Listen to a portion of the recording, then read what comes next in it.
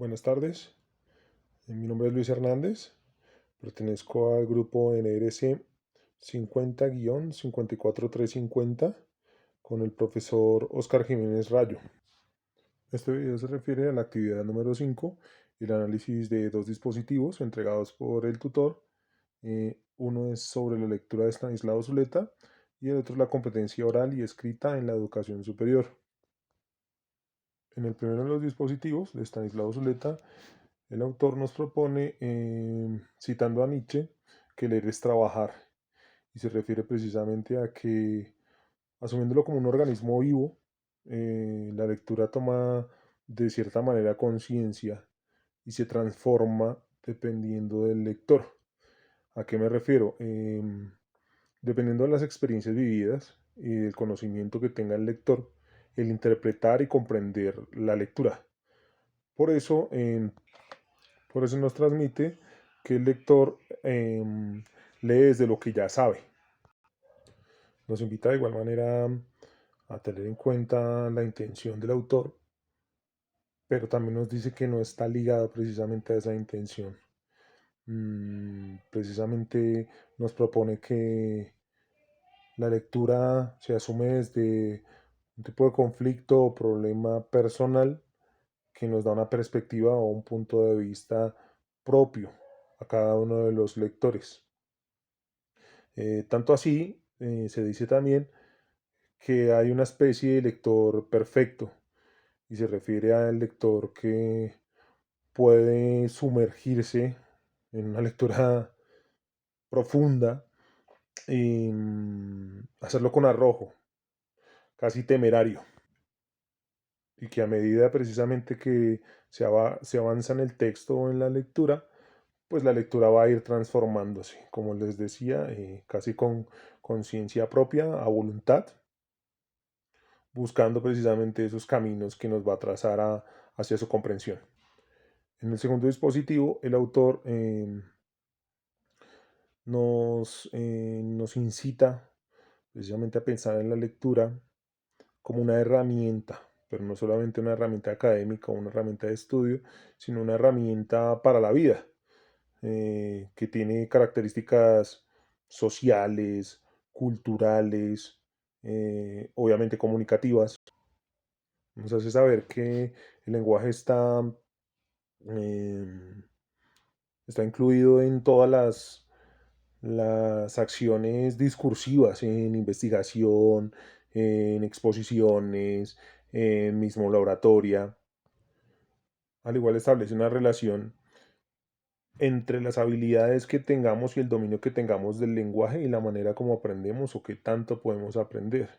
Nos habla del saber qué y el saber cómo, dando la importancia más al saber cómo, a la interpretación que podamos llegar a tener cada uno de ellos. Nos habla de la necesidad precisamente de que en la academia, en la universidad, en la educación superior, se puedan establecer estrategias que permitan a cada estudiante aprender de acuerdo a sus posibilidades, de acuerdo a sus características también, porque pues no todos aprendemos de la misma manera. Nos habla de la universidad como una comunidad textual, donde cuando ingresamos pues debemos estar preparados y lastimosamente las herramientas muchas veces que nos dan en secundaria no son las suficientes para poder enfrentarnos a la vida universitaria y obviamente a la lectura. Nos habla también del rigor que tiene la lectura ya en la educación superior y pues precisamente que este tipo de lecturas nos lleva a hacer un análisis más profundo, más consciente de la lectura y a su vez pues está desarrollando otras capacidades dentro de cada uno de nosotros los lectores. Estas habilidades se potencian a través de la curiosidad, que nos lleva a la vez a la investigación. Yo lo entiendo como que si estoy leyendo un libro que no llego a comprender, ese me va a llevar a consultar otros textos, no siempre un diccionario, pero textos muy seguramente referentes o relacionados al mismo tema que esté leyendo. Y aparte también puede ser que me inquiete, que me interese el tema y que me lleve a no solamente a investigar, sino a leer más del tema porque me guste. Me gustó mucho una frase que está dentro del texto, que es, nos lleva a entablar conversación con los mejores maestros de todos los tiempos y hacernos partícipes de su magisterio.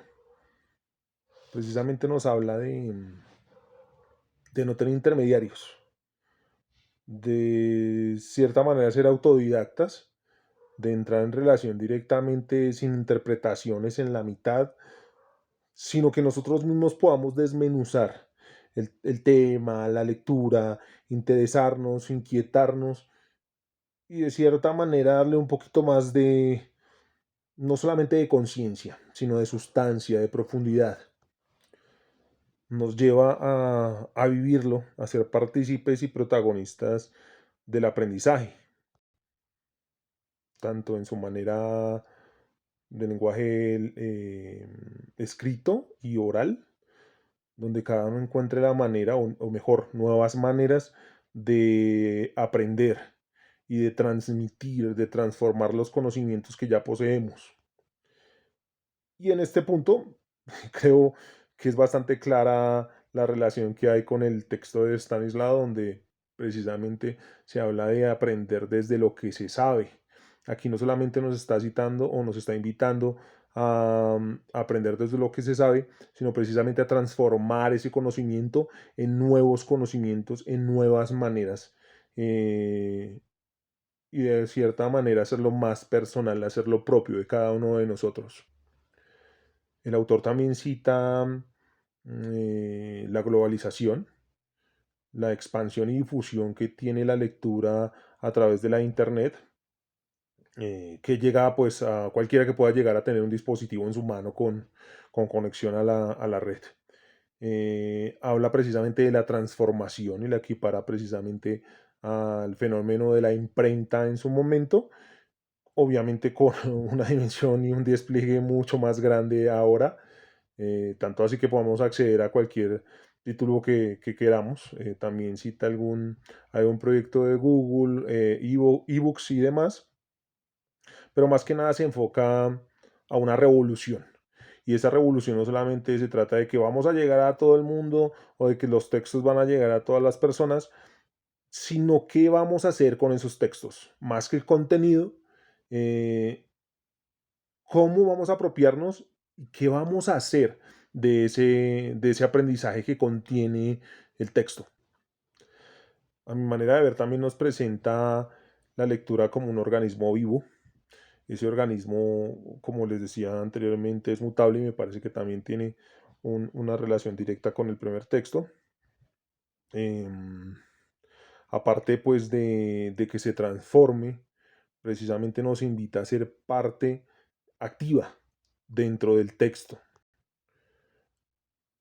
cambiando un poco esa perspectiva del texto cuadriculado, encapsulado, una única manera de entenderse, una única percepción, referirnos precisamente a la intención que tiene el autor y solamente va a haber una manera de hacerlo y ser quizás demasiado planos, demasiado rígidos. Creo que el autor, el segundo autor, nos incita sobre todo, y de hecho cuando se cita Nietzsche también, a que seamos un poco más flexibles, a que podamos transformar ese conocimiento. Yo me lo imagino como una masa voluble que podamos transformar en diferentes cosas. ¿Mm? Ya como les decía, no todos aprendemos igual y creo que precisamente lo que nos invita a que encontremos la ruta que nos va a llevar a ese fin en común, pero los caminos pueden ser diferentes para todos y llegar al mismo sitio. Me gusta mucho la idea de que se vea el lenguaje como, o este tipo de materias mejor, se vea como una necesidad para la vida. Todos hablamos, pero no todos sabemos comunicarnos o no lo hacemos de la mejor manera.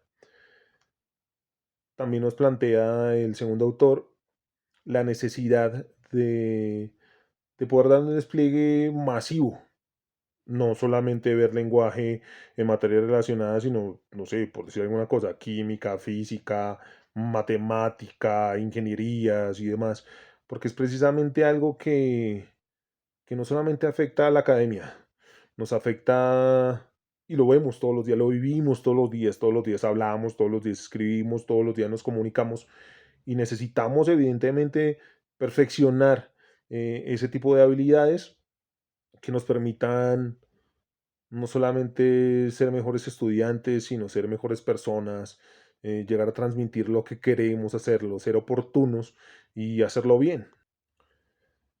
Eh, Hay una palabra, o mejor, una frase, y la tengo muy presente en esta materia casi que desde que comenzamos, que es el leer abre la mente y suelta la lengua. Eh, es irrefutable realmente. Entre más leo, siento que se expande mi cabeza. Es casi como un universo y estoy seguro que no solamente pasa conmigo, pasa con todo el mundo. Donde voy a adquirir no solamente nuevos conocimientos, sino que voy a enriquecer mi léxico, va a perfeccionar la manera como escribo, me va a enseñar de ortografía, de gramática, de redacción, de todas esas habilidades solamente con leerlo. Es realmente un organismo vivo. Para mí los dos autores nos presentan una idea similar, con estilos diferentes. A mi manera de verlo, cuando se cita Nietzsche, se hace un poco más agresivo. Es un tema que personalmente a mí me confronta, donde me dice, venga, el lector tiene que ser así. Y me lleva a pensar precisamente si yo soy ese tipo de lector o si soy un poco más pasivo, como lo dice en el primer texto, un espectador. O si realmente puedo llegar a ser parte de esa revolución. Y esa revolución está acá. Esa revolución es mental, a mi manera de verlo. Se trata de perfeccionarnos, de hacernos no solamente más inteligentes, sino más eficaces en cuanto a todo, porque podemos leer de cualquier cosa, pero siempre pasamos como, o bueno, anteriormente, sobre todo en el colegio a mí me pasaba mucho que en el tema de la exposición era el loro, entonces la exposición era definición, y bueno, me soltaba en prosa, pero pues realmente no estaba aprendiendo nada, simplemente lo que hacía era repetir y repetir y repetir como una grabadora. Pero lo que siento precisamente es que nos llevan a hacerlo un poco más profundo, a entender, a apropiarnos de ese conocimiento, no de repetirlo, sino de analizarlo críticamente, de comprenderlo y de transformarlo precisamente. Y estoy seguro que muchos de mis compañeros van a tener opiniones, unos similares y otras contrarios. Yo establezco que son muy parecidos. En su manera, creo que el segundo autor, Luis Bernardo Peña, es que es un poco más gentil, más formal y también se siente como hablar con el profesor. Y me disculpa, profesor, pero pues así lo siento, que es de cierta manera como una cátedra, donde el tipo nos está explicando con argumentos y con, muy técnicos porque el lenguaje tiene que ser de cierta manera, o tiene que ser no, porque es, porque realmente es una descripción de lo que es. Y ya, no me extiendo más. Gracias.